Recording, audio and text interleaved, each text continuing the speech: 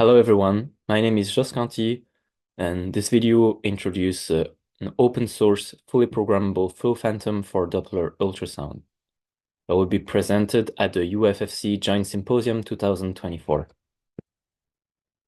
As we all know, the healthcare industry is constantly evolving, and the critical part of this evolution is the development of wearable medical devices, which allow for continuous vital sign monitoring. These new devices are powered by advancements in the Internet of Things, among other advancements in technology. Among the technologies that are shifting toward this wearable innovation, Doppler ultrasound systems hold a huge potential, especially in monitoring carotid artery stenosis or for point-of-care ultrasound for vascular injuries and fluid resuscitation. However, developing wearable Doppler ultrasound devices require a testing environment, what we call an imaging phantom, that we need to create those devices. So what is a phantom? An imaging phantom is a substitute for a human body for medical imaging. For testing purposes, you can imagine that it's not always possible to know the ground truth about the physiological signals, and it's also sometimes complicated to do some testing on human subject regarding, for example, the regulation that are for testing on humans. So the phantoms allows for testing, calibration, and quality assurance of the imaging equipment. While commercial phantoms are available, they are often expensive and lack the programmability. And this is a bit of an obstacle to the development of new wearable devices, which is why we decided that we needed an open source alternative that is affordable and fully programmable. So how do we build a programmable flow phantom? We want to construct the different building blocks for the phantom with off-the-shelf components so that it will be more affordable and replicable. We first need a hydraulic pump which controls the speed of the fluid, an angled surface that mimics the way some arteries have different orientation in the body. Also, as you might know, the Doppler ultrasound system can only measure the projection of the velocity. And so adding an angled surface can help with the process of measurement.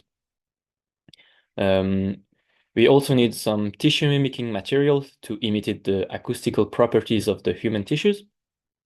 And lastly, we need a Doppler fluid. So we want to have some particle inside the fluid that reflects the sound wave. So for example, if you are just using pure water, you can't see the fluid. It would be transparent to the ultrasound because the wave have no way to reflect and go back to the transducer. So ideally, we should have a particle that have about the same size as in the cells in the human blood to replicate the acoustical properties of human blood. So here is our implementation. First, for the hydraulic pump, we use a syringe-based hydraulic pump. And so we have a 150 milliliter syringe that pushes the fluid, and it is powered by a stepper motor. And the stepper motor is itself controlled by a STM32 control PCB. And so we included some 3D printed part as well as some other off-the-shelf components. For example, we have a ball screw mechanism that transfer the rotational motion of the motor to a linear motion to push the syringe. We also have a custom Python GUI which sends the command to the pump through USB communication, and it allows to either manually control the speed of the phantom or to send some automatic pulses to the artery. So here you can see a video. You can see a video of the pump functioning. So after it reaches the end of the syringe of the stroke, it automatically resets and continue its operation. So here are the material that we are using for the phantom itself. So for the tissue mimicking material, we use some silicone rubber called EcoFlex. And for the Doppler fluid, we use a commercial off-the-shelf Doppler fluid called GP50140.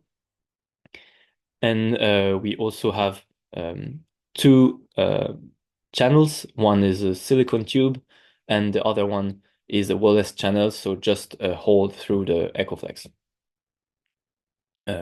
We managed to include two imaging surfaces. One is inclined with an angle of 30 degrees, and the other one is flat.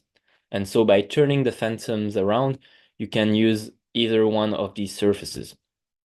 It's also possible to change the angle of the surface if needed for a different project or for different application, but you would need to build a different uh, phantom, which is not that complicated because you can just modify the schematics that are freely accessible. Each channel has a diameter of 6 millimeter. This is to mimic the common carotid artery, and the speed of sound in our silicone rubber is of 1015 meter per second. Note that this is one of the drawbacks of our design. It's a bit slower than what we typically have in human tissues. So it will be around 1500 meter per second. So we just need to adapt the scale to adapt for this material when using this phantom. Here you can see a glimpse of a fabrication step. So we first prepare the mold by covering the holes and tilting it to the right angle. Then we pour the EcoFlex and wait until it cures. And finally, we remove the sacrificial part and we get our final results. Great. So now that we have our fully functional phantom, we can proceed with some experimental verification. First, we'll do some verification with M-mode ultrasound. So we send a waveform through the pump and then record it with an ultrasound device. And the recording shows two sides of the channels. So it shows that we have good acoustical properties because we have enough. The ultrasound can penetrate enough the material so that we can image the channel. And we also have the recording shows that we have a pulse that has the same periodicity, but the shape doesn't match. The shape of this pulse doesn't quite match our original pulse. But why is that, you might ask? So there's actually a pretty simple explanation. There's a phenomenon that affects all fluids through that flow through a flexible channel, which is called the Wien-Kessel effect. And it affects by low pass filtering the signal that we send through this channel. We can quantify this effect in our system by applying step inputs to the motor. So we make it go from 0 to 1 to the maximum speed, and then measure the response. And then by deriving the step response, we get the impulse response, which gives us an empirical transfer function that we can then fit with a model. So we have a model that shows how our system is behaving. Now we have this issue that when we apply a signal, it is low pass filtered, but we know the transfer function now, so we can theoretically inverse it and apply it to our desired signal so that the response of the system has an identical input. And here you can see the results without preprocessing and with preprocessing. At the end of the day, we managed to have a similar periodicity, same low frequency component with high output spatial resolution.